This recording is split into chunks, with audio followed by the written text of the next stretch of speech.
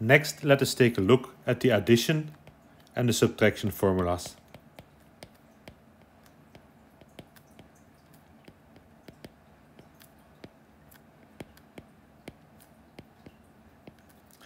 So what these will tell you is how some trigonometric function of a sum or a subtraction of angles relates to the sine, cosine or the other trigonometric function of the original angles. So the formulas are the following. So sine alpha plus beta equals sine alpha cosine beta plus cosine alpha sine beta. Sine of alpha minus beta is sine alpha cosine beta minus cosine alpha times sine beta. The cosine of alpha plus beta is cosine alpha times cosine beta minus sine alpha times sine beta. And the cosine of alpha minus beta equals cosine alpha cosine beta plus sine alpha sine beta. Next to these, we also have formulas for the tangent. So the tangent of alpha plus beta, so the tangent of the composite angle, is the tangent of the angle alpha plus the tangent of the angle beta divided by 1 minus tangent alpha times tangent beta. And similar for tangent alpha minus beta, this is tangent alpha minus tangent beta divided by 1 plus tangent alpha times tangent beta. So what we see is that the sine formulas, so the first two are similar. So a sine is always sine times cosine and cosine times sine, but the only difference is within the sign. So the one is plus, the other one is minus. So these two have a similar formula. Same thing for cosine. Cosine alpha plus beta or cosine alpha minus beta is always first a multiplication of cosines, then a multiplication of sines. But again, you have either minus or plus. And tangent alpha plus beta, tangent alpha minus beta, same here. Both of the formulas are very similar. The difference is just the signs within the formula. So if we want to prove this, it's sufficient to prove one of them. And from this one proof, all the other formulas will follow. So what we will do is prove the cosine alpha plus beta formula for alpha and beta positive angles. So this is just the easiest one to prove. And once we have proven this, everything else will follow. So let's start off with the unit circle. So let us draw the unit circle. So the unit circle, indicate the x-axis and the y-axis.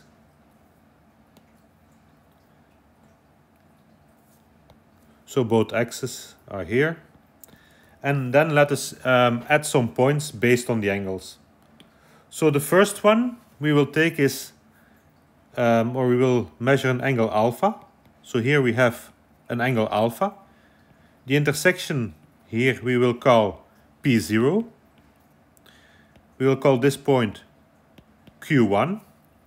We will then also add an angle beta to alpha. So starting from alpha, we measure the angle beta. We call this intersection P1. What we see then is if we start from the x-axis and we go to the red line, we have the angle alpha plus beta. So we are looking at the cosine of the green angle and we want to explain it in terms of the cosines and the sines of the blue and the red angles. And then finally, what we also will be needing in the proof is having here minus beta. So we take a negative angle beta and we call this point Q0. So if we then look at the coordinates of these points, we see that P0 has coordinate 1, 0.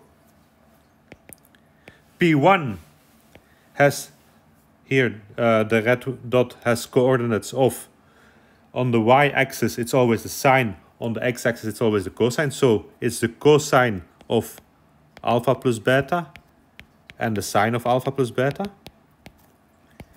The point Q0, the coordinates there are cosine of minus beta sine of minus beta, which is cosine beta and minus sine of beta.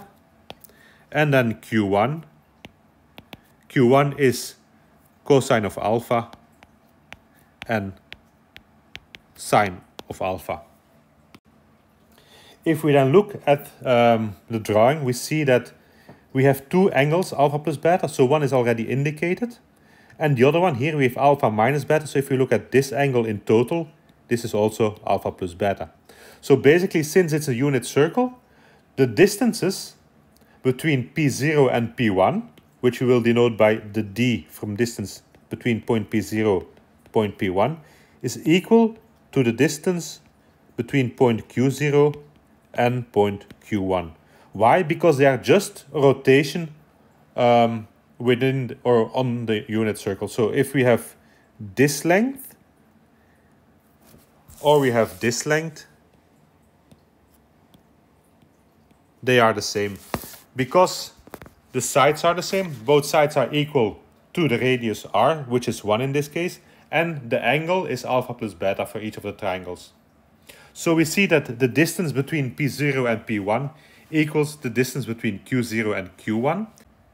The formula for distance we will see later, but we will also use it here. So the formula is the following. So the distance between a point with coordinates x1, x2, and a second point with coordinates y1, y2, it is the square root of the coordinate x1 minus y1 squared plus x2 minus y2 squared. If we then apply this, so we know that the distance between P0 and P1 is the distance between Q0 and Q1. Since I don't really like working with square roots, I will square both sides.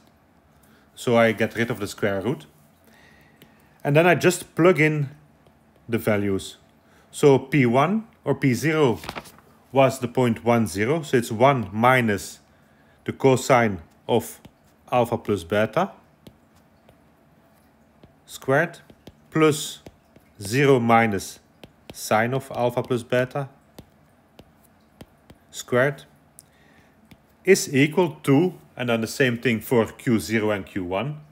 So it's cosine beta minus cosine alpha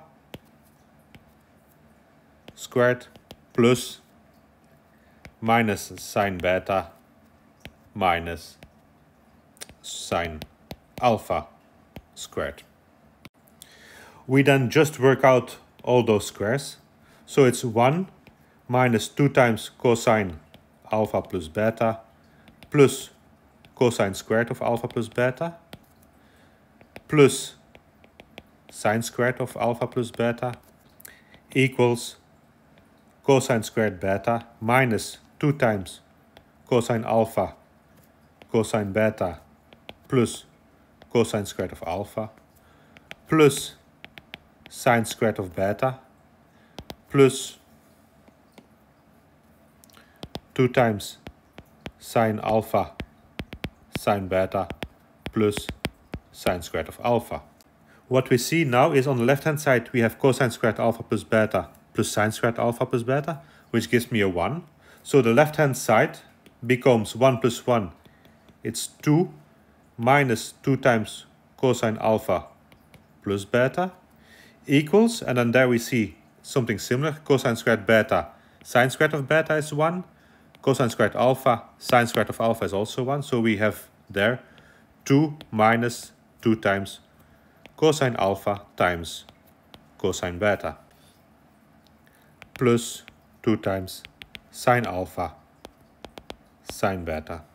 So if we simplify, we get 2 times cosine alpha plus beta equals 2 times cosine alpha cosine beta minus 2 times sine alpha sine beta, or we can remove the 2. So we get cosine alpha plus beta is cosine alpha times cosine beta minus sine alpha times sine beta, which is what we needed to prove. Using this formula, we can prove every other of the addition and the subtraction formulas. For example, let's take cosine alpha minus beta. Cosine alpha minus beta is the cosine of alpha plus minus beta. And now we are back to the previous formula. So this is cosine alpha times cosine minus beta minus sine alpha times sine of minus beta. And now we know that cosine of beta and cosine of minus beta are the same. So this is cosine alpha times cosine beta. And here sine alpha is nothing changing, but sine of minus beta is minus the sine of beta. So we get a plus. So cosine alpha minus beta is cosine alpha times cosine beta plus sine alpha times sine beta. Similarly, we can do a formula for sine. So sine of alpha plus beta, for example. What we do here is we know that sine of alpha plus beta is minus the cosine of pi over 2 plus alpha plus beta. And now we can use this formula. So we can rewrite it a little bit. So we will regroup the angles.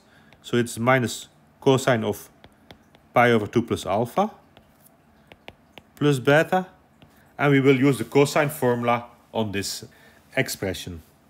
So we get the following. So this is minus open square bracket cosine of pi over 2 plus alpha times cosine of beta plus sine pi over 2 plus alpha times sine of beta. Then we know that the cosine pi over 2 plus alpha is minus the sine of alpha. So this is sine alpha times cosine beta. Sine pi over 2 plus alpha equals cosine of alpha. So this is plus cosine alpha times sine beta, which proves the formula. Again, similar. Sine alpha minus beta is sine of alpha plus minus beta. We use the previous formula. So this is sine alpha times cosine of minus beta plus cosine of alpha times the sine of minus beta. We know that cosine of minus beta is just the cosine of beta. So sine alpha cosine beta. And the sine of minus beta changes the sign. So it's minus the sine of beta. So this is minus cosine alpha times sine beta. The only thing we have left now are the tangent formulas. And this is a little more work.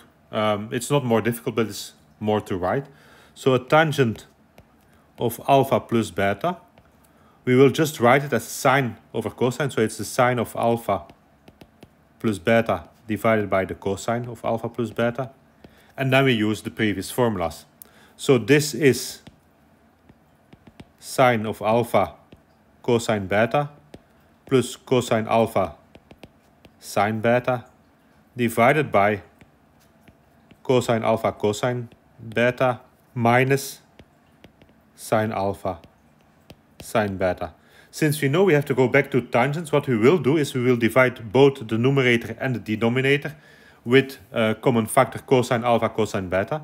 So what we get is sine alpha cosine beta plus cosine alpha sine beta divided by cosine alpha cosine beta over the expression we had before, cosine alpha cosine beta minus sine alpha sine beta. And also this one we divide by cosine alpha cosine beta. So they cancel each other out, the red ones. And what we see now is that we can delete parts in each of the expressions. So the first one, sine alpha divided by cosine alpha, is a tangent of alpha. And then cosine beta cancels out with cosine beta. Next to that you have cosine alpha divided by cosine alpha cancels out. So we get here a tangent of beta divided by 1 minus the tangent of alpha times the tangent of beta. And then the last formula is a direct consequence of this. So tangent of alpha minus beta is what we did before, the tangent of alpha plus the angle minus beta, is previous formula tangent alpha plus the tangent of minus beta divided by 1 minus tangent alpha times tangent minus beta. And now we know tangent of minus beta is minus the tangent of beta. We replace everywhere, so we get the tangent alpha minus a tangent of beta divided by 1 plus tangent alpha times tangent of beta, which proves all the formulas. So why would we need this formula? Because it can help you find formulas of angles that you do not know based on the angles that you do know. So let's see some examples. For example, the first one, calculate the cosine of 5 pi divided by 12.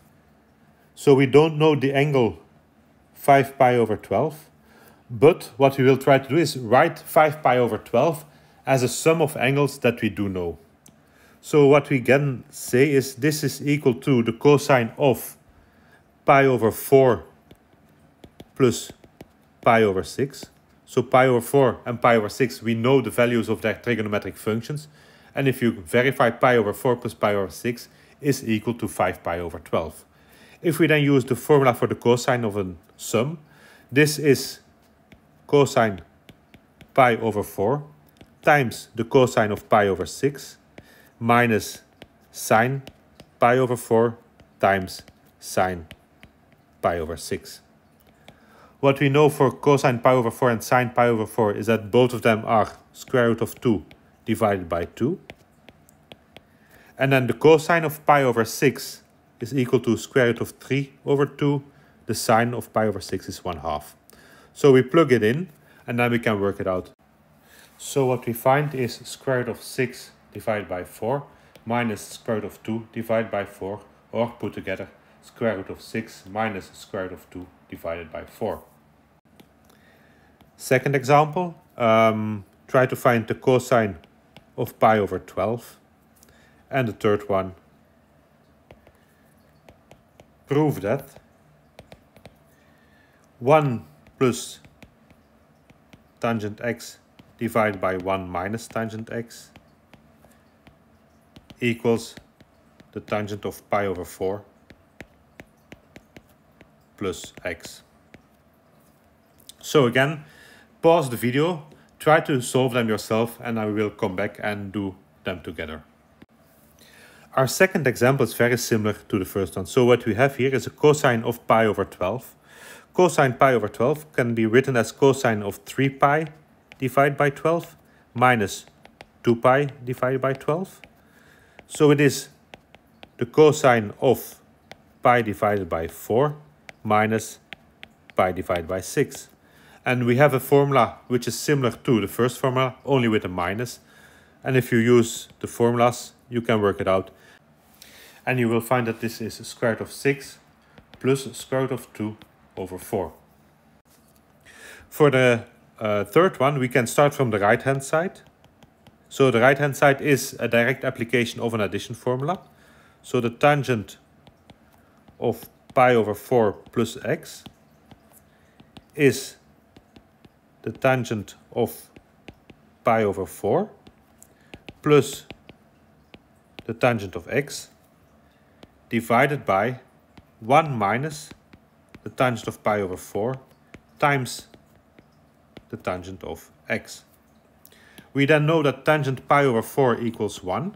So these are 1. And if we plug it in, if you plug 1 in, you just get, this is tangent of x plus 1 divided by 1 minus tangent of x. So we have proven that this formula holds. The tangent of pi over 4 plus x equals 1 plus tangent x divided by 1 minus tangent x.